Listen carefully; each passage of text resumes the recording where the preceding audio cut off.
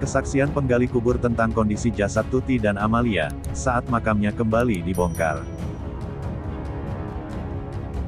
Sudah 45 hari, jasad Tuti dan Amalia Mustika Ratu dimakamkan. Kemarin, polisi membongkar kembali makam ibu dan anak korban perampasan nyawa itu untuk dilakukan autopsi ulang.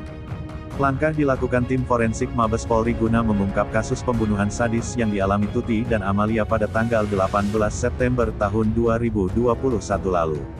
Lalu bagaimana kondisi jasad Tuti dan Amel, sapaan akrab Amalia, usai dimakamkan selama 45 hari ini? Dari informasi yang didapatkan Tribun di lapangan, pihak kepolisian melakukan autopsi ulang dari jasad Tuti Suhartini, 55, serta Amalia Mustika Ratu, 23 pada Sabtu tanggal 2 Oktober tahun 2021 sore. Seorang penggali kubur, Wahyana yang mengangkat jasad Tuti dan Amalia menceritakan apa yang dilihatnya saat itu. Menurutnya, proses penggalian dimulai pada pukul 14 waktu Indonesia Barat dan selesai pada pukul 14.30 waktu Indonesia Barat.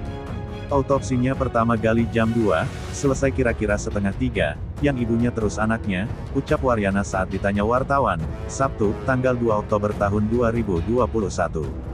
Kedua jasad ibu dan anak tersebut selesai diautopsi sekitar pukul 17 waktu Indonesia Barat. Waryana menambahkan, jasad Tuti terlebih dahulu dilakukan autopsi oleh pihak kepolisian. Kemudian dilanjut dengan jasad Amalia. Bu Tuti yang pertama, yang kedua anaknya, satu-satu, sudah selesai ibunya langsung dikubur lagi, lalu menggali makam anaknya langsung, katanya. Jasad Tuti dan Amalia yang sudah dimakamkan 45 hari lalu kini digali kembali. Pihak kepolisian yang terdiri dari forensik Mabes Polri melakukan autopsi ulang terhadap kedua korban perampasan nyawa ibu dan anak di Kabupaten Subang, Jawa Barat. Jasad mereka disimpan di atas meja yang sudah disiapkan untuk dilakukan autopsi langsung di makam. Menurut kesaksian Wahyana, penggali kubur, ia beserta 5 warga lain menggali yang ditugaskan menggali dan mengangkat jasad ke atas meja untuk dilakukan otopsi. Menurutnya, kondisi kedua jasad korban sudah mulai membusuk dan mengeluarkan bau menyengat.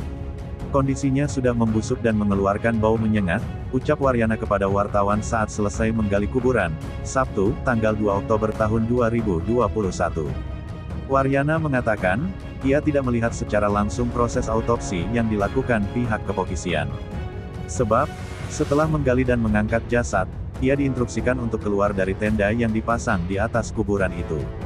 Enggak boleh melihat udah angkat ke meja terus keluar, sudah selesai diautopsi langsung dikubur lagi, katanya. Polisi sempat meminta izin kepada keluarga korban yakni Yosef, yang merupakan suami Tuti dan ayah kandung Amalia.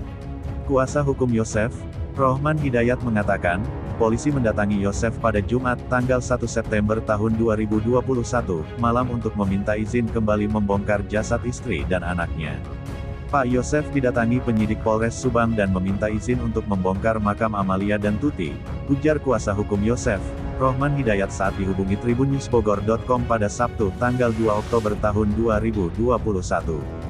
Yosef, betul, kemarin malam pada saat jam setengah 12 malam, Pak Yosef dihampiri oleh penyidik dari Polres Subang untuk meminta izin terhadap pembongkaran makam istri sama anaknya, sahut Fajar Sidik, pengacar Yosef yang lainnya. Meski begitu, kata dia, pihak keluarga mengizinkan polisi untuk bongkar makam anak dan ibu tersebut.